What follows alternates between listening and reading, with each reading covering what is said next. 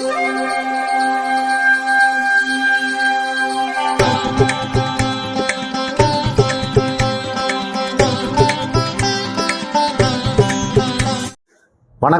வசந்த காலம் YouTube channel வாயிலாக ஜோதிடர் சண்முகப்பிரியன், சென்னை அடையாளந்து. இப்போ நம்ம ராகு கேது பயிற்சி பார்த்துக்கிட்டு வரோம். ராகு கேது பயிற்சி 2025 கும்பராசிக்காரர்களுக்கு எப்படி பலன் செய்யும் அப்படிங்கிறத பார்ப்போம். இப்போ இந்த ராகு பகவானும் கேது பகவானும் பெயர்ச்சி, இது வாக்கியப்படி 26/4/2025 நடந்துருச்சு. திருக்கணிதப்படி 18/5/2025 நடக்க இருக்கு.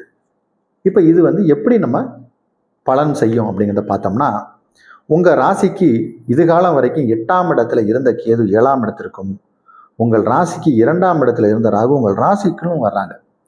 இப்போ இந்த ராசியில் ராகு 7இல் கேது அப்படிங்கிற இந்த அமைப்பில் கிரகங்கள் அமர்ந்து எப்படி பலன் செய்யும் அப்படின்னு பார்த்தோம்னா, பொதுவாக ராசிக்குள்ள, அதாவது உங்கள் கும்பத்துக்குள்ள ராகு வர்றது அப்படிங்கிறது ஒரு மத்தியம பலன் தான். 7ஆம் இடத்துக்கு கேது வருவதும் அப்படிங்கிறதும் மத்தியம பலன் தான். கேது 7ஆம் இடம் வருது அப்படிங்கும்போது கொஞ்சம் சில ஃபெயிலியர்ஸை நம்ம சந்திக்கிற மாதிரியான ஒரு சூழலை உருவாக்கும். ராகு ராசிக்குள்ள வருது, இது நன்மையா அப்படின்னா, இதில் இந்த நன்மை தீமை கலந்து தான் இருக்கும். உங்கள் ஜென்ம ஜாதகம், அதாவது உங்கள் ஜனன ஜாதகம் இருக்கிறதுக்கு தகுந்த மாதிரி பலன்களும் மாறுபடும். இதில் நம்ம இந்த ராகு கேது பயிற்சியை நம்ம பேசும்போது இதே காலகட்டத்தில் மே மாதம் 11ஆம் தேதி குருவும் பயிற்சி ஆகுது. அப்போ இந்த குரு பயிற்சியை நம்ம கணக்கில் எடுக்காமல் ராகு கேதுவை மட்டும் பலன் சொல்ல முடியாது. ஏன்னா அதோடைய இம்பேக்டும் இங்கே இருக்க போது, அந்த பிளண்டையும் நம்ம சேர்த்து தான் இப்போ நம்ம சொல்கிறோம். ஒரு காஃபிக்கு நம்ம பால் அதிகம் ஊற்றுறோமா, சர்க்கரை அதிகமாக போடுறோமா அப்படிங்கிறத வச்சு அந்த சுவை மாறும் இல்லையா? அது மாதிரி இந்த குரு பயிற்சியும் உங்களுக்கு சில நன்மையும் செய்ய போகுது அப்படிங்கிறத வச்சு தான் ராகுக்கு இது பலனும் மாறப்போகுது. இந்த ராகு உங்கள் ராசிக்குள்ளே வர்ற இதே நேரத்தில் உங்கள் ராசி அதிபதியான சனி ராசிக்குள்ளே தான் இருக்கார். வாக்கியப்படி திருக்கணிதப்படி சனி பகவான் மீனத்தில் இருக்கார். அப்போ ராசிக்குள்ள இந்த சனியும் ராகும் இருப்பது அவ்வளோ சிறப்பான பலன் இல்லை. ஆனால் இந்த மே மாதம் 11ஆம் தேதி குரு பகவான் மிதுனத்துக்கு சென்று அங்கிருந்து தனது பார்வையால் உங்கள் ராசியை பார்க்கறதுனால பெருவாரியாக கெடுபடல்கள் குறைஞ்சிரும். பெருவாரியாக கெடுபலன் குறைஞ்சிரும். அப்போ ஏதாவது ஒரு பிரச்சனை வர்ற மாதிரி விளைகிறோம், பயப்பட வேண்டாம். கேது 7ஆம் இடத்துல இருக்கே, அது என்ன செய்யும் அப்படின்னா, கேதுங்கிறது நம்மளுடைய திருமண வயதுகளில் இருக்கிறவங்களா இருந்தால் இப்போ திருமண விஷயத்தில் கொஞ்சம் யோசித்து தான் நம்ம அந்த முடிவு எடுக்கணும். இல்லை கொஞ்சம் நமக்கு ஒரு வருஷம் தள்ளி போடலாமான்னு பார்த்தா தள்ளி போடுறதுக்கான விஷயத்தை கொஞ்சம் கவனத்தில் எடுத்து பண்ணுங்க. ஏன்னா இப்போது அந்த முடிவை எடுக்கிறதுல கொஞ்சம் யோசிச்சு தான் செய்யணும். இல்லை ஏற்கனவே கல்யாணம் ஆயிடுச்சுன்னா மன வாழ்க்கையில் கொஞ்சம் கசப்புகள் ஏற்படலாம். அதனால் திருமண உறவில் கொஞ்சம் கவனமாக இருக்கணும். 7ஆம் இடத்து கேது சிறு சலசலப்பை ஏற்படுத்தும். திருமண உறவுகளை சின்னதாக பாதிக்கும். இந்த 7ஆம் இடம் அப்படிங்கிறது நம்மளுடைய நண்பர்களை சொல்லக்கூடிய இடம். அப்போ நண்பர்களோடையும் கருத்து வேறுபாடுகள் ஏற்படும். ரொம்ப நீண்ட நாள் ஃப்ரெண்டாக இருந்தால் கூட இப்போ பேசாமல் போயிடுவாங்க. டக்குன்னு ஏதாவது ஒரு விரிசல் வரும். ஏதோ ஒரு ஃபார்வர்டட் மெசேஜ் அது நம்மக்கிட்ட வந்தோடனே நம்ம காயப்படுத்துகிற மாதிரி மெசேஜாக இருக்கும். என்னை பார்த்து நீ ஏன் அனுப்புன, நீ என்ன வேணும்னே என்னை டார்கெட் பண்ணிட்ட அப்படின்னு ஏதாவது ஒரு சண்டை வந்துடும். அதனால் நண்பர்களோட சில விஷயங்களில் ஜாக்கிரதையாக இருக்கணும். நண்பர்களோட சில கருத்து வேறுபாடுகள் ஏற்படும். பேசாமல் போகிறதுக்கு கூட வாய்ப்புகள் உண்டு. அதே மாதிரி பண விஷயங்கள், அதில் ரொம்ப எச்சரிக்கையாக இருக்கணும். புதுசாக யாரையாவது நீங்கள் இப்போ சந்திக்கிறீங்க, புதிய நண்பர்கள் அறிமுகம் ஆகிறாங்கன்னா அவர்களால் நீங்கள் ஏமாற்றப்படலாம். புதிய நபர்களால் ஏமாற்றப்படலாம். அதனால் ரொம்ப எச்சரிக்கையாக இருங்க. புதிய நபர்களை சந்திக்கிறீங்க, பார்க்குறீங்க அப்படின்னா எச்சரிக்கையாக இருக்கணும். அதுலேயும் வேற்று மொழி மதக்காரர்களோடு கவனமாக இருக்க வேண்டும். இதெல்லாம் இப்போ கொடுக்கக்கூடிய ஒரு எச்சரிக்கைகள். சரி, நல்ல விஷயங்கள் ஏதாவது இருக்கா அப்படின்னா, குரு பயிற்சி பலனில் நம்ம இதை சிறப்பாக சொல்ல போகிறோம்.